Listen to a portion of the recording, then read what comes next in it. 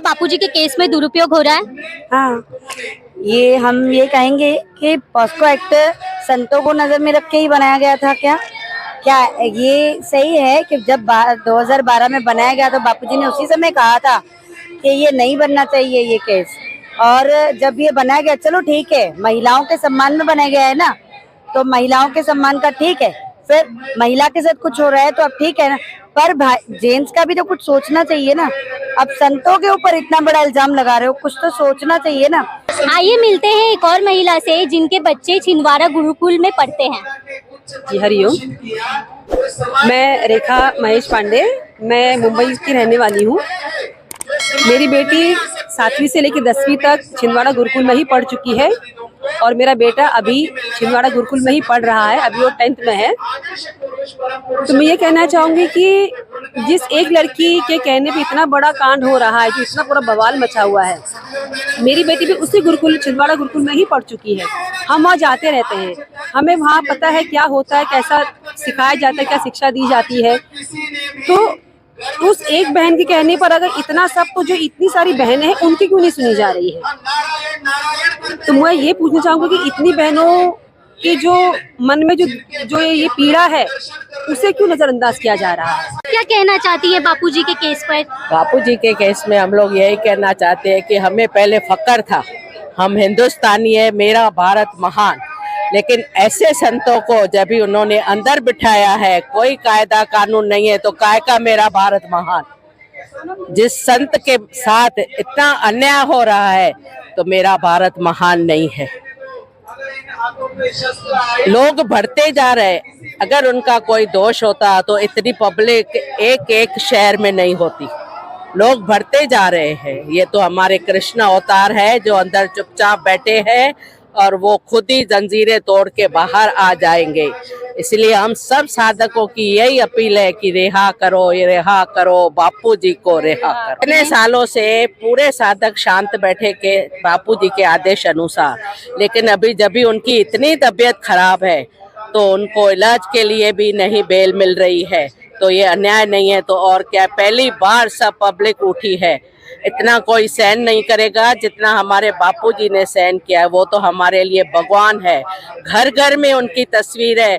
आप खाली सोचोगे ना भाई मैं ये करूं तो आपका काम हो जाता है, उन तक वो बात पहुंच जाती है। ऐसे संत आज तक न पैदा हुए हैं न पैदा होएंगे। हरि हरि बोल। क्योंकि उनका हक है, उनका अधिकार है। जिस संत ने समाज की कितने वर्षों से सेवा की, 50 साल सब बोलते हैं, लेकिन उससे पहले से भी संत आसाराम जी बापू ने कितने समाज में क्या क्या सेवा नहीं की। नशा मुक्ति चलाया अभियान, महिलाओं को दिया सम्मान, हाँ, गरीबों के लिए भजन करो भोजन करो पैसा पाओ योजना चलाई, और हॉस्पिटल वगैरह क्या क्या नहीं चलाया संत आसाराम जी बापू ने। मातृपितृ पूजन, तुलसी पूजन, जो कभी कोई सोच नहीं सकता वो चलाया आसाराम जी बापू ने, वो संस्कार वो दिए। और ये जो समाज है ना, समाज जब तक आसाराम जी बापू समाज के बीच थे ना, तो समाज पूरा हरा भरा था, हर जगह खुशहाली ही खुशहाली थी। जब से आसाराम जी बापू गए तब से अत्याचार, रेप, फलान ढिकान जो कुछ है ना, बहुत कुछ होने लगा। अभी 31 सब बोलते, 31 के दिन क्या होता है, उस दिन रेप के केस ज्यादा बढ़ जाते हैं, मांस मदिरा मारपीट जो कुछ है बहुत सब बढ़ जाता है। लेकिन संत आसाराम जी बापू ने उस समय तुलसी सप्ताह चलाया, जिसमें तुलसी बांटते हैं, 24 घंटे ऑक्सीजन देती है तुलसी। सिगरेट पीते, आजकल ना आप देखो कि रोड पे निकलते जो पब्लिक ना ऐसा पिएगा, आजू बाजू से जो लोग रहते हैं उनको भी नुकसान करता है। सिगरेट पीने वाला इधर से खींचेगा धुआं और धुआं फेंकता है, वो तो अंदर लेता नहीं है, फेंकता है, तो दूसरे को नुकसान होता है। फिर ये सब कानूनी इसके लिए क्यों नहीं बनाते कि पब्लिक प्लेस पे सिगरेट पीना मना है? बना भी देते तो इसका कोई होता नहीं है, क्योंकि उसके ऊपर एक्शन नहीं लिया जाता। और ये संत है जो समाज को जगा रहे, सबको खुशहाली दे रहे। संत आसाराम जी बापू का एक नारा है, सबका मंगल सबका भला। वो किसी के लिए नहीं बोलते, किसी धर्म के लिए, हिंदू मुस्लिम सिख ईसाई, बापू चाहे सबकी भलाई। जो आसाराम जी बापू है ना, वो सबकी भलाई के लिए कार्य करते हैं, और इसीलिए उनको फंसाया गया। क्या आपको लगता है पॉक्सो एक्ट का बापूजी के केस में दुरुपयोग हो रहा है? जी हाँ, मुझे तो ऐसा लगता है कि बापूजी के केस में दुरुपयोग हो रहा है, क्योंकि जो संत हैं उनपे ये पॉक्सो एक्ट लगा है ना, और ये पॉक्सो एक्ट जो है ये महिलाओं के सम्मान के लिए बनाया है। मैं इसकी मतलब इसके विरुद्ध नहीं बोलता हूँ, लेकिन जिस महिला के ऊपर ये बनाया गया, जिस भी महिलाओं को सम्मान देने के लिए, तो जो ये पॉक्सो एक्ट है ना, जो पुरुषों के ऊपर लगाया जा रहा है ना, तो उसका भी एक नार्को टेस्ट होना चाहिए महिलाओं का। जिस महिला ने पुरुष के ऊपर पॉक्सो एक्ट लगाया उसका नार्को टेस्ट होना चाहिए, वो भी पब्लिक के सामने, ताकि पता चल जाए। जो आसाराम जी बापू का केस है ना, ये दूध का दूध पानी का पानी हो जाएगा अगर पब्लिक के सामने नार्को टेस्ट हो जाए तो, पर होगा नहीं, करेंगे नहीं ये। क्यों? क्योंकि देश में इतने भ्रष्ट लोग बैठे ना, अगर संत आसाराम जी बापू एक दिन के लिए भी बाहर आ जाएंगे ना, जितने भी गलत काम होते हैं सब बंद हो जाएंगे। उनको पता है ये मार्केट धंधा जो चलता है इनका ना, जो भी केमिकल वाइज जो कुछ भी चलता है इनका धंधा बंद हो जाएगा। दारू सिगरेट, आसाराम जी बापू के इधर आप देखोगे कितने सारे साधक आए हैं। मैं भी संत आसाराम जी बापू का शिष्य हूँ। हमारे पिताजी है, हमारे घर में हमारे फैमिली में जो दीक्षित नहीं है शराब पीते हैं, मांस खाते हैं, हाँ, और हमारे जो पिताजी है ना मतलब बाहर का भी कुछ नहीं खाते, जो है सात्विक भोजन, न सिगरेट न दारू। ऐसे हजारों लाखों साधक है आसाराम जी बापू के जो नशा नहीं करते, बाहर का कुछ नहीं खाते, किसी को किसी बुरी नजर से नहीं देखते, समाज में सेवा करते। हमारे आश्रम से हमेशा मतलब जैसे दिन में 24 घंटे होते हैं ना, वैसे 12 मास हमारे आश्रम से सेवा कार्य चलते रहते हैं। संत आसाराम जी बापू का आप कहीं भी जाके देख लो, कुछ ना कुछ संत आसाराम जी बापू के आश्रम की तरफ से चलता रहता है, लेकिन इसको मीडिया कभी दिखाती है? नहीं दिखाती है। क्यों नहीं दिखाती है? क्योंकि उसको ना दिखाने का पैसा मिलता है। बस अगर हम अभी पैसा दे मीडिया को कि आप हमारे प्रति दिखाओ, लेकिन संत ऐसा तो करेंगे नहीं हम, लेकिन ऐसा बोले तो भी वो नहीं दिखाएगी। क्यों? क्योंकि उसको उसका दुगना उसके मुंह पे फेंक देते हैं। पेड मीडिया है ना, बाहर के लोगों ने उसको कैच किया रखा है, जब वो बोलेंगे ना तभी वो दिखाएगी। और संत आसाराम जी बापू का तो केस वो दिखा ही नहीं सकती। ये पूरा नेशनल लेवल पे षड्यंत्र रचा गया है। ये केवल भारत की बात नहीं है, बहुत दूर दूर से लोगों ने इसके ऊपर षड्यंत्र रचा है। अगर संत आसाराम जी बापू एक दिन के लिए बाहर आ गए ना तो पूरी धरती स्वर्ग हो जाएगी, और इसीलिए उनको बंद करके रखा गया है। उनको पैरोल इसलिए मिलना चाहिए क्योंकि उन्होंने समाज पर कितना उपकार किया, उनका उपकार दिखा जाए। अगर एक कोई सेलिब्रिटी रहता है, कोई पादरी रहता है, कोई मौलवी रहता है, उसको तुरंत पैरोल मिल जाती है, बेल मिल जाती है, लेकिन एक निर्दोष संत को 11 साल से बेल और पैरोल नहीं मिल रही है। कहाँ का कानून है? कहाँ का कानून है? मेरे को तो समझ नहीं आता कि हम भारत में रहते कि कहीं और रहते। जो संत महात्मा है, जिनका इतना बड़ा चरित्र है, जिनको इतने लोग फॉलो करते हैं, उन पे अत्याचार होता है। और कल का कोई भी रहता है, जो सेलिब्रिटी हो, कोई भी हो, कुछ गलत काम करके जाता है, वो तुरंत बाहर आ जाता है। लेकिन जो संत है, जो समाज में इतने अच्छे कार्य किए, उनके केस को क्यों नहीं देखा जाता है?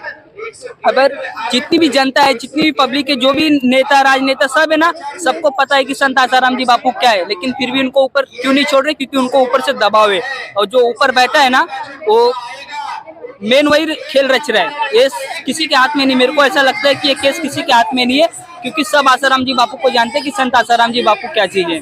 संत आसाराम जी बापू ने समाज के लिए क्या किया है सबको ही जानता है। अगर आप ही सोचिए, एक लड़की के आरोप लगाने पे जब बापू को जेल में किया जाता है, तो इतनी सारी महिलाएं आंदोलन, मोर्चा क्या क्या निकाल रही है, तो इनका बात क्यों नहीं सुना जा रहा है? क्या एक ही महिला के लिए पासवर्ड बनाए गए? इतनी सारी महिलाएं ये भी तो यूज कर सकती है उसका, लेकिन ये नहीं करेंगे। क्यों? क्योंकि उनकी संत आसाराम जी बापू का ज्ञान मिला है, उनकी संस्कार है इनमें।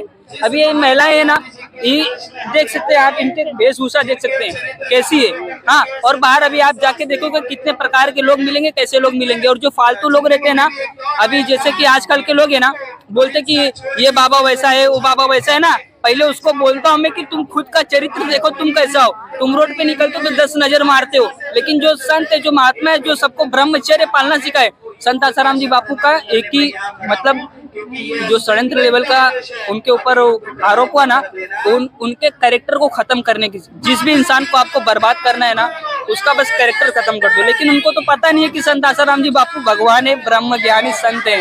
वो उन्होंने बापूजी के कैरेक्टर पे किया, क्योंकि संत आसाराम जी बापू ने सबसे ज्यादा जोर दिया युवाओं के ऊपर, ब्रह्मचर्य के ऊपर। सबको सात्विक खान पान मिले, सब ब्रह्मचारी बने, सब अच्छे से रहे, सभी अपना सात्विक जीवन जिए। सभी ज्यादा आजकल के बच्चों को आप देख सकते होंगे कि कोई 10 साल जी रहा है, कोई 15 साल जी रहा है। कहाँ से आए हो? कमला उपाध्याय।